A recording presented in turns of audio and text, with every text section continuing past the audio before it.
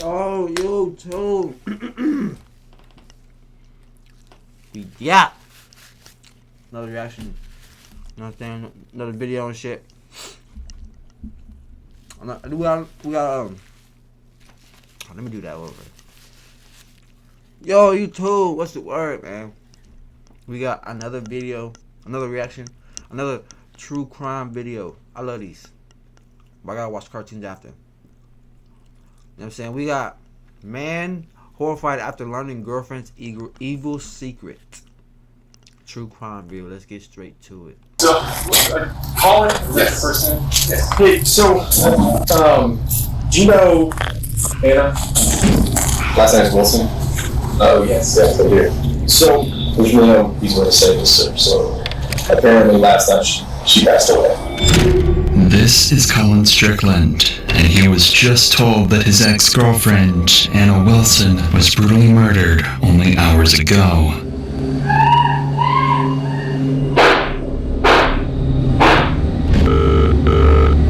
Austin 911, what's your emergency? My friend was staying with me, and I just walked in, and she's laying on the bathroom floor, and there's blood everywhere.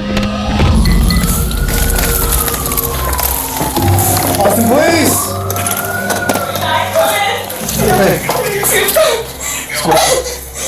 Do I stop? I don't know what happened. I just walked in on her.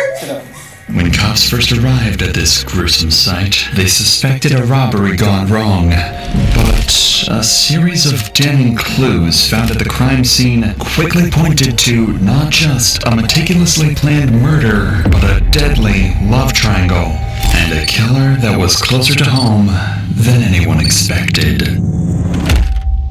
Did you kill Mel? No. Nah, it's getting heavy.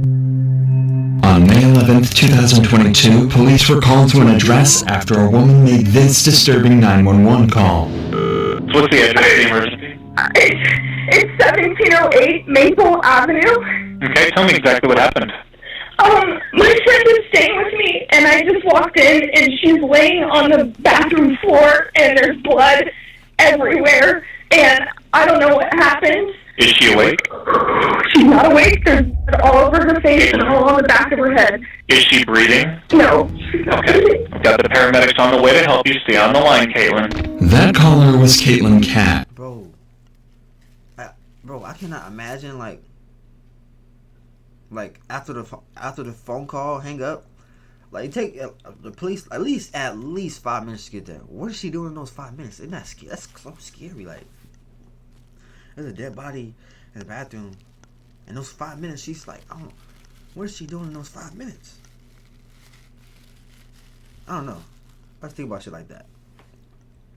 And she arrived home to find her friend, Mariah Wilson, clinging to life after being shot. Austin, please!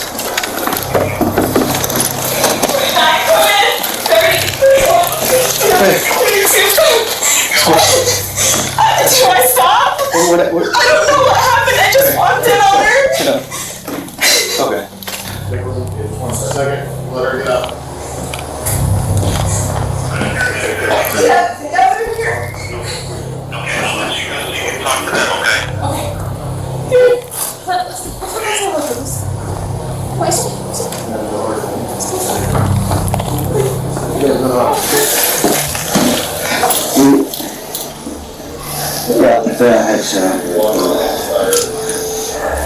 Nobody heard me shot? You know how long she's been gone? No. And that's it. Yeah, oh, you gotta see yourself in there.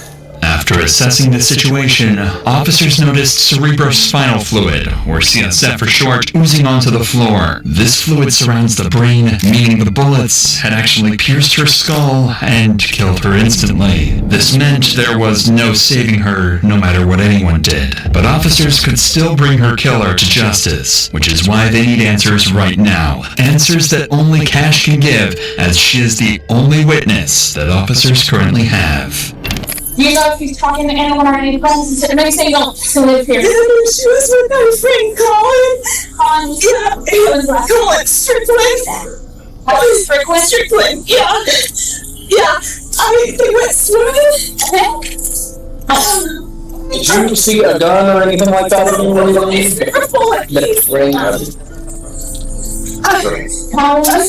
You said Colin Strickland. Yeah. And you know where Colin Strickland is? No, but I just called him. I can call him. Or I can give you his phone number. Information from you. You said, so she went swimming with Colin Strickland? Went swimming. I left to go have dinner with my friends, and then I came back. This is my house. Mr. Hunt's in my house. She's staying with me. Right now, police are a bit disoriented as to what exactly went down just hours earlier, but they would soon run into some evidence that would change everything. Worth noting is that situations like these can be extremely traumatizing for those involved, but that's also the case for people watching these types of videos, just like you at home. If you've ever felt you need help with mental health, you should know there are always people you can reach out to. That's why I'd like to thank BetterHelp, the sponsor of today's Too easy. Acquaintances. Well, no, what Carrie drives is a cyclist. A cyclist? Yeah. Does he live in this area? He lives in South Austin. Does she have like a license or a wallet up there at all? You know? Sure, yeah. She said she's from San Francisco? Well, she's from Vermont, but she's living in San So she Francisco. came to visit you? Yeah, Okay. yeah. She's here for a bike race this weekend. Okay. Did her and Collins have an argument at all, you know? I don't have any idea. The only thing I know is she said I'm meeting him to go swimming. Okay. What time was that? 5. 5 p.m. today? Yeah, I mean, I can see in my text messages. When was the last time you saw her? Was that when you saw her? You had eyes on her? For dinner at 5:30. So you left dinner at 5:30. What time did you come back? Right 2 minutes before I called 911. Okay, so According to Cash, Mariah had been with Colin, her ex-boyfriend, all day, and was home only a few minutes before she was found dead. This made Colin a major person of interest that the cops would interview later on, but for now, there are more pressing matters. It turns out, Mariah was in town for a bike race, and had brought along with her a $14,000 racing bike which could have been a massive target for someone, and as the cops would... A bike is worth $14,000 for a bike? The fuck? That shit got boosters in it? Why? Why is it so much? Nah, what the fuck? soon find out that bike was missing. It quickly became a possibility that someone could have been waiting for Mariah to be home alone and attempted to rob the bike, only for Mariah to resist and end up getting killed. This being their only lead, officers needed to trace down where this bike went, as it could take them straight to the murderer. That's her bike cover, yeah. Yo! Colin there. Come on, man. Keep fighting the driver. What? Just fighting it. Is that a sub? Nah, Deja. Hold on, bro. No way you just give the sub, gang. Nah, what? W Deja, bro.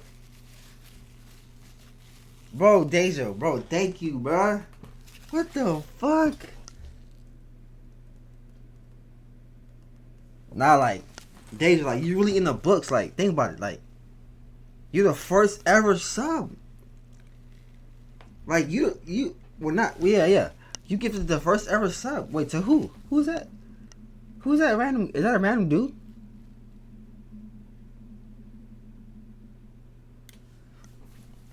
Is that a random guy? Who's that? I don't know who that is. But W Deja, man. Hey, man. W Deja. Thank you. Thank you. Thank you. First ever sub. Nah, that's really my first ever sub. Like, damn. Thank you.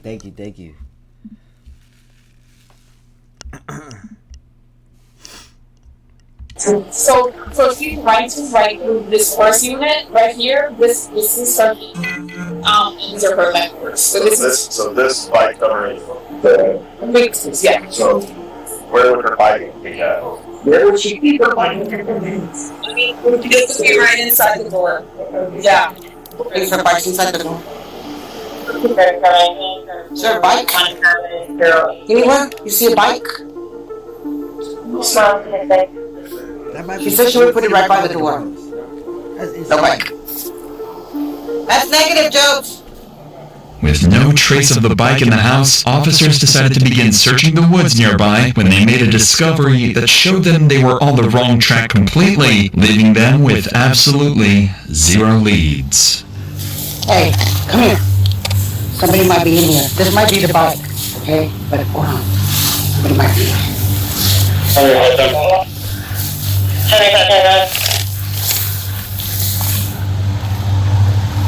Okay.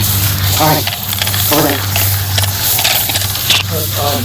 At 432, I located the bike. Since the bike was dumped nearby, officers suspected that this was placed as a red herring for them to chase. Officers are being tricked, and if the killer is smart enough to trick officers, they're also smart enough to begin covering up their tracks. This is why the officers swiftly moved to gather evidence from the scene, the most important of which are the shell casings from the bullets used. There's one right there. You said right there. Where? There's one right there. Those bullet shells will help cops identify the gun used. Now they just had to find that gun, and the shooter, who officers initially believed could have been Cash. It is for this reason that officers bring Cash back to the police station in order to conduct a crucial test to confirm whether she's innocent or not. So, let me tell you this up front. By no means in the world do I think that you did any of this, okay? But so what they're gonna do, we're just gonna have them swab your hands for gunshot residue.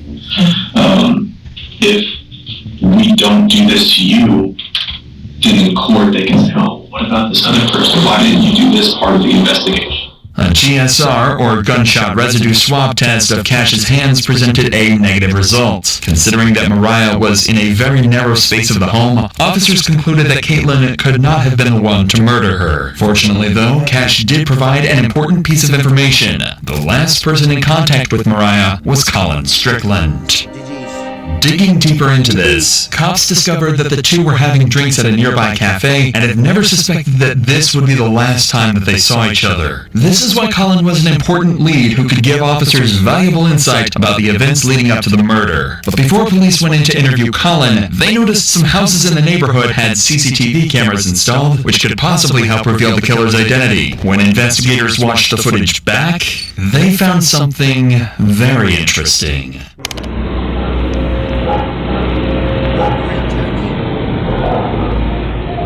CCTV footage revealed this black Jeep driving directly towards Cash's home, where Mariah was staying that night. The moment it arrived, Ring cameras caught this gut-wrenching audio.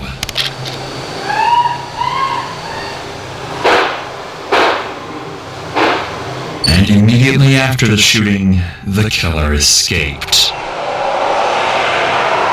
Although this was a massive breakthrough, there was one glaring issue. Officers had no way of identifying the driver. After all, the cameras were too grainy, and the vehicle was too far away for officers to get a shot of the driver or run the plates. However, only a few days later, they come across something incredibly interesting when going to question Colin Strickland, Mariah's ex-boyfriend.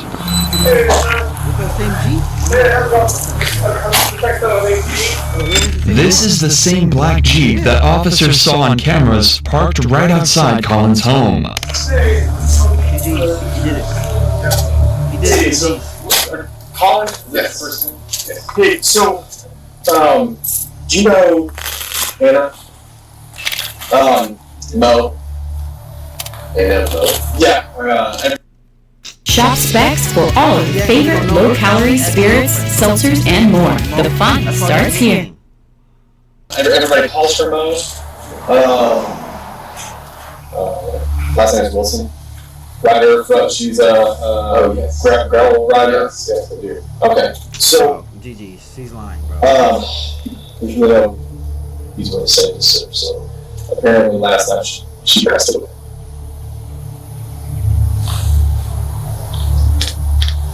Lock this nigga up, bro. Yo, lock this nigga up, bro. That nigga definitely did it, bro. Have a good night, bro. First he don't know her name, now he Nigga, they was just on. They just went to dinner 2 days ago, or a day ago. It's on camera. GG's, gang. Have a good night. You did it, right? No way you didn't do it. Right now, it's an If he didn't do it, he acting dumb as shit. But he's being investigated right now, so. Right now, the cops know he was the last person to see her alive. They've discovered a vehicle in his driveway that matches the one captured on security cameras, and it even has a bicycle rack attached to the rear end. Colin Strickland has just become their #1 suspect, but he doesn't realize this yet, as officers continue to question him. Okay.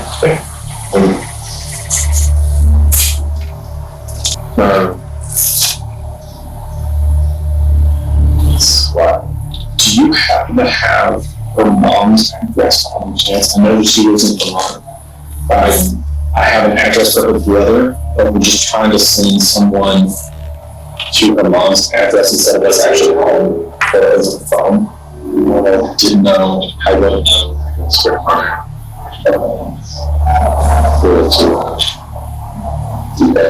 Yeah, you have to and then with her. He just said he didn't know her name. Now y'all at a restaurant yesterday. She's just staying there. Yeah. Good after about 6:30. Yeah.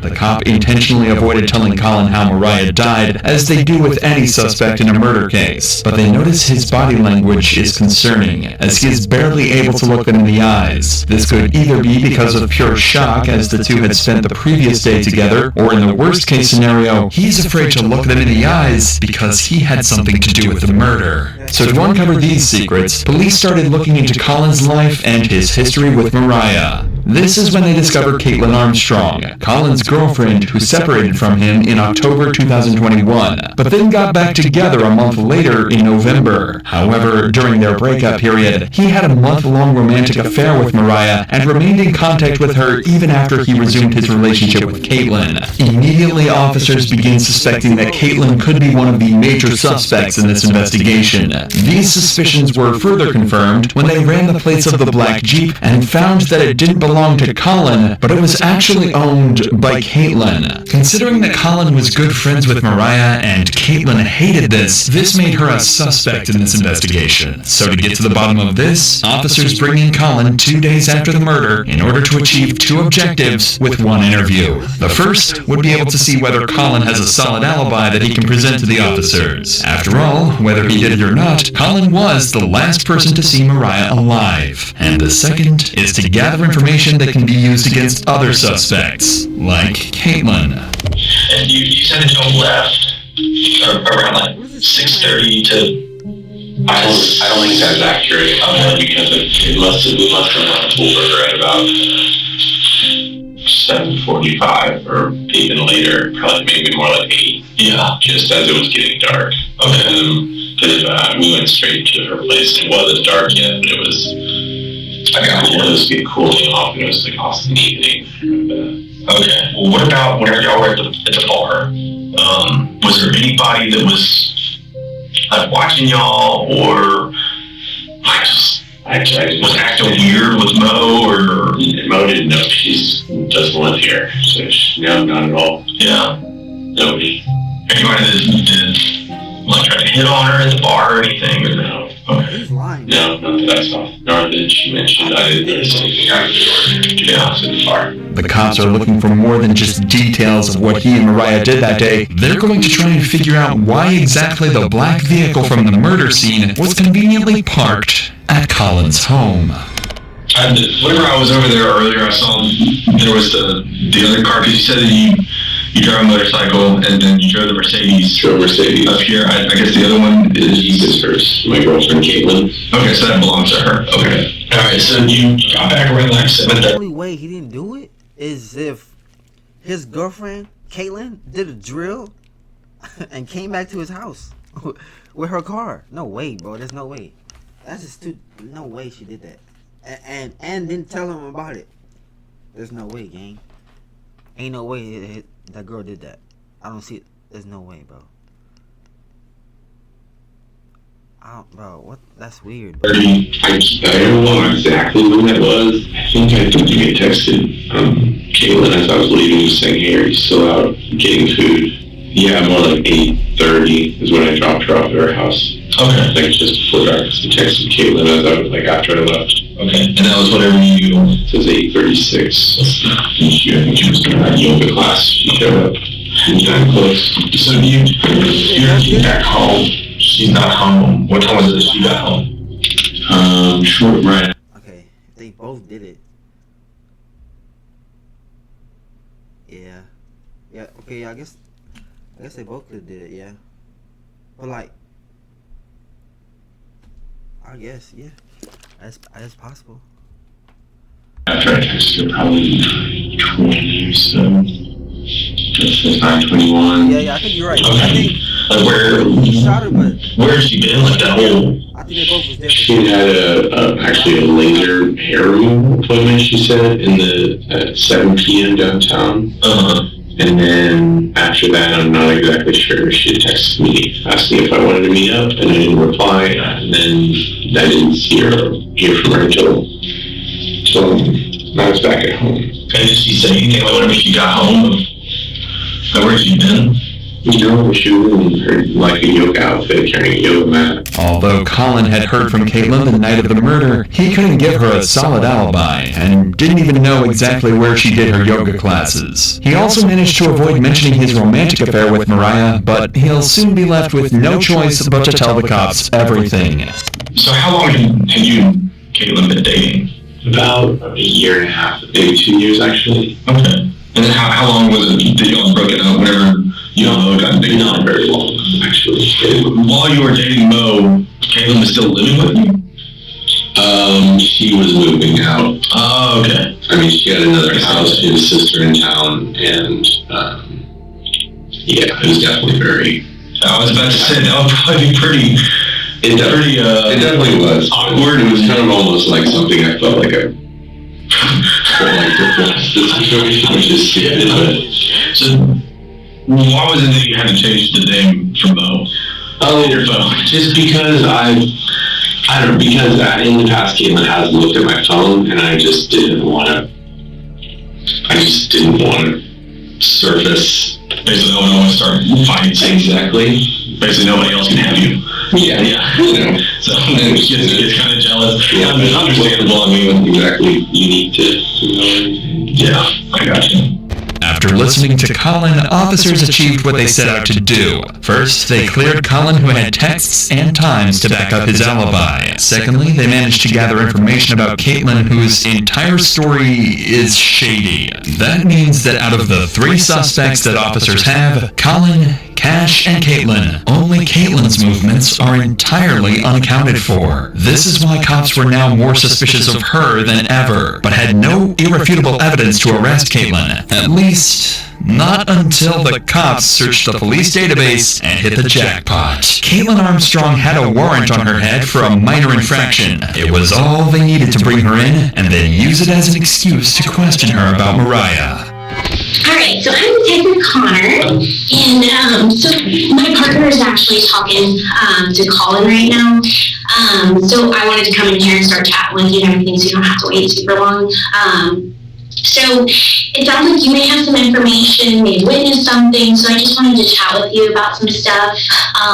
But you're here for a warrant right now, I guess. Are you familiar with what you have going on with that? No idea. Okay, so I guess it was like a theft of service warrant, something kind of minor.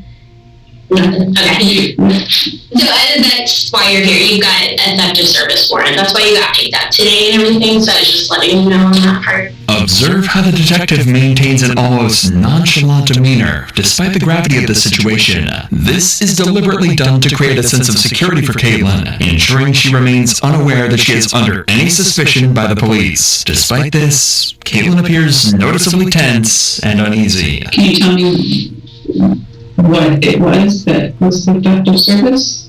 I can look. I'm not sure what it is at this point, but I can look that up later and get you a little bit more information on that for sure. But because you are here and because you were under arrest for that portion of it, we always have to read Miranda and stuff because I want to talk to you about some other stuff that's unrelated to that. The officer has ignored Caitlyn's questions about her warrant because she is more focused on digging up information about Mariah's murder, a tactic that becomes dangerous as Caitlyn begins to raise concerns about her legal counsel. If I have an existing warrant and you don't know what it's about, do I need an attorney here? So the warrant is just a Class B, just theft of service type thing. The reason I'm here is because your name came up during a conversation with Colin. I think there's a lot more information that you have that can kind of explain some of the stuff he's saying. But to be able to do that, I have to read you your rights, just so that you know and you're protected and things like that, okay? Okay, and so if you're reading me my rights, then I should That's because of the warrant, because you're under arrest for the warrant. So you're technically in custody because of that warrant. So they're two separate things. Does that make sense? I think so, but I have never heard. Even though they have Caitlyn exactly where they want her, one tiny mistake is about to allow someone cops suspect to be a killer to walk away scot-free. Well, good news. So that's what they're just knocking on the door, is apparently that warrant, the date of birth was wrong. So it had your name, but the date of birth is wrong, so it's to a different person. So that's not, you're not under arrest, okay? She's gone. Yeah. I know, it's a little crazy. I'm walking out. Although the cop tries to make a joke of the situation, Caitlyn now knows that she can leave whenever she wishes. After all, cops have no legal ground to hold her any longer. This is why it's down to this cop to try and convince her that talking is the right thing to do. But I would really like to talk to you and clear some stuff up, because Colin did bring your name up, and I think there's a lot more information that you have that can kind of clear some stuff up. Does that make sense? It makes sense. I feel like I should have an attorney present. So that's totally your choice. So at this point, you are free to leave at any point. So this is going to be consensual at this point because you're not under arrest, okay? To make matters worse, Caitlyn has just requested an attorney. Legally, the detective is now bound to cease any and all questioning related to Mariah's murder, but she's about to thread a very dangerous line of breaking the law in order to get any information out of Caitlyn. I would love to leave. He would love to just arrested me in front of my house, in front of all my neighbors, and carried me here in handcuffs in front of Yeah. Austin. It was incredibly... I can't even imagine, yeah, and I'm so sorry, I don't have control over that part, okay? Yeah, So there's a situation that's going on. Did you hear about what's happened over the past 24 hours? Colin walked in the house and said one woman in the second community passed away. Yes, yeah. While Colin was talking to us, your name came up, and so that's where I really like to talk to you, because it sounds like there were some issues between you and this girl, and I think that there's probably a lot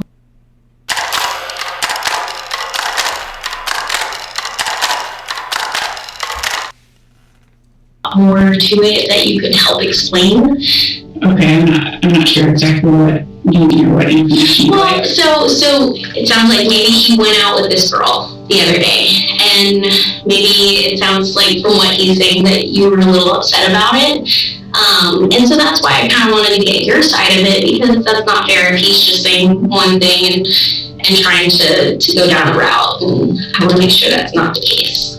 That is not accurate. Yeah, and that's why I wanted to chat with you, because it's a guy. He's going to say stuff, and so we want to make sure that we get both sides of the story and everything and clear it up. So what were you doing yesterday? I would like to leave, I think. You would like to leave? Yeah. Okay. But understand, if you do, then we only have one side of the story to go on. Mm-hmm. And from what we're hearing from Colin, it's one side of it.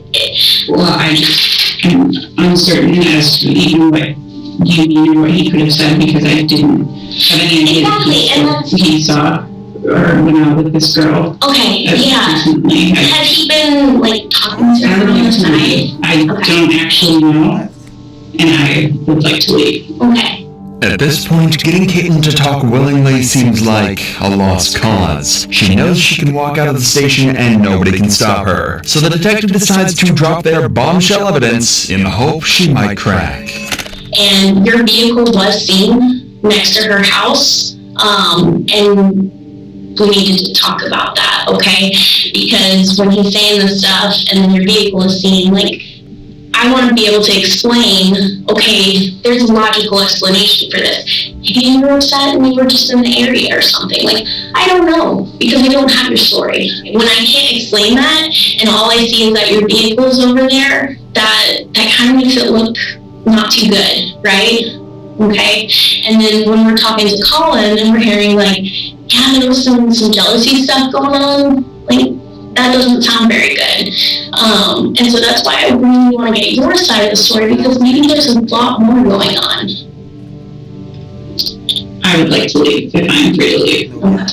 Okay. Unfortunately, there was nothing that officers could do to stop Caitlyn from walking out. At this point, they were incredibly suspicious of her, as her behavior throughout the interrogation meant that she was hiding something. But if officers couldn't find out what this was from Caitlyn, they'd do it from the one person who knew her best, Colin Strickland, who was called in a second time for an interview in hopes of uncovering more information about Caitlyn. However, there is one problem.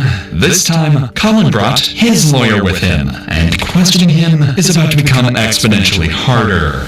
How was Caitlyn during that time?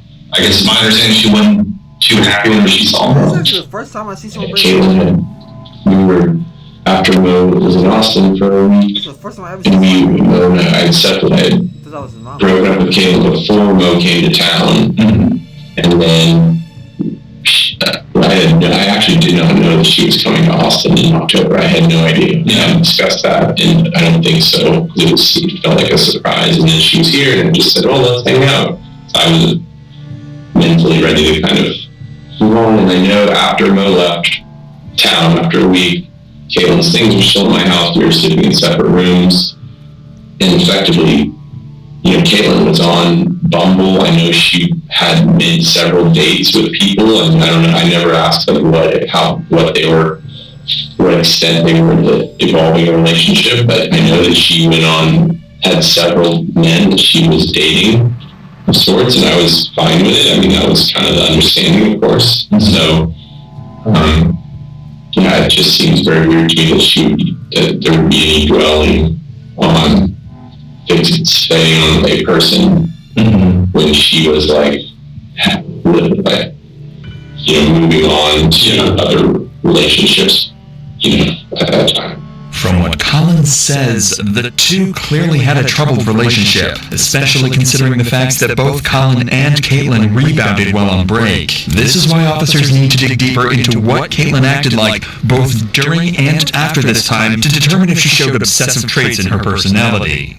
It's just kind of going back to, me just trying to figure out, just kind of how she is, her personality and stuff. I mean, if you were to ask me about, hey, how was your wife? Well, yeah, I'm going to tell you, yeah, she's always happy. But does she get mad? Yes, everybody gets mad. That's natural. I'm not going to blow that out of proportion.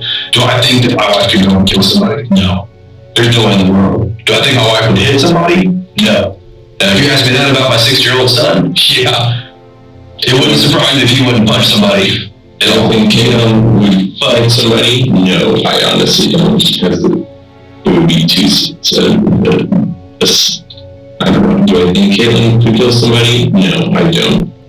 If Caitlyn had been planning to murder Mariah, Colin was about to make it clear he suspected nothing all along. I said, I think y'all need to stop talking to each other. You need to separate yourselves from each other while the fact finding is going on. I just don't think it would be helpful. Of course. And so I don't think there's been very much. There's definitely not been any being together. Since she left, and I left Friday midday, and then she would get a new SIM card for my phone, which I assumed was okay. Yeah. Have the same number. Yes, right. And then saw Claire. Since then, I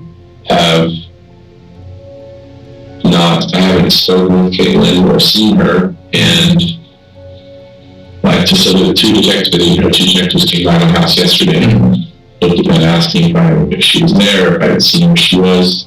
And my father had contacted her yesterday morning. He had gotten in touch with her. I gave him the number that Caitlyn given a mutual attorney. Has she ever mentioned in the past of wanting to hurt? No.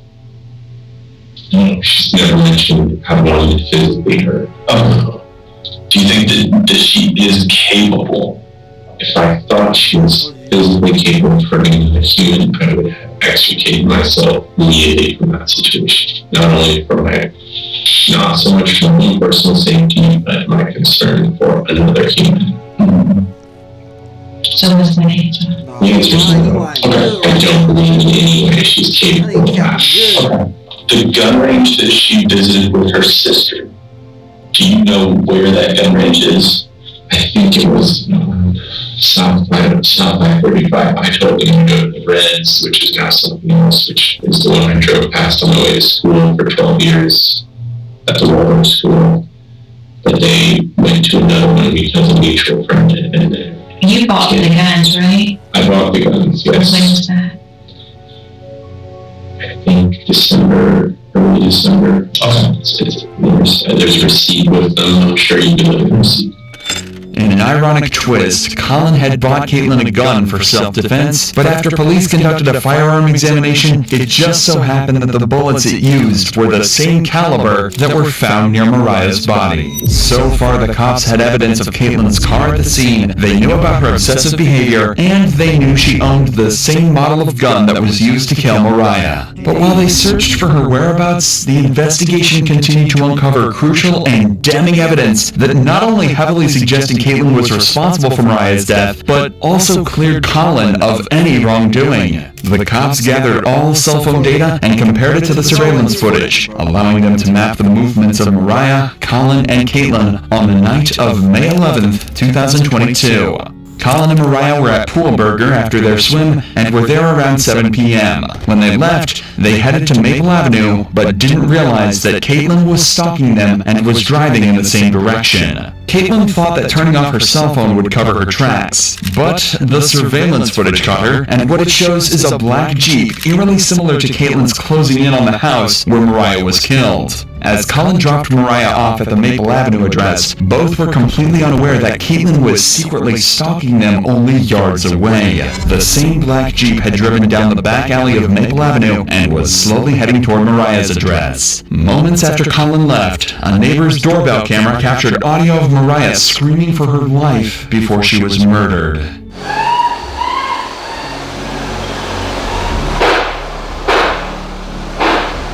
Colin's cell phone placed him driving away from the area before Mariah's death and cleared him as a suspect. This meant that the only person who could have killed... Wait, so he didn't even know. Why the fuck was he acting dumb? Like the nigga was acting suspicious as hell. Why was he acting dumb when they asked him? I'm thinking it's him.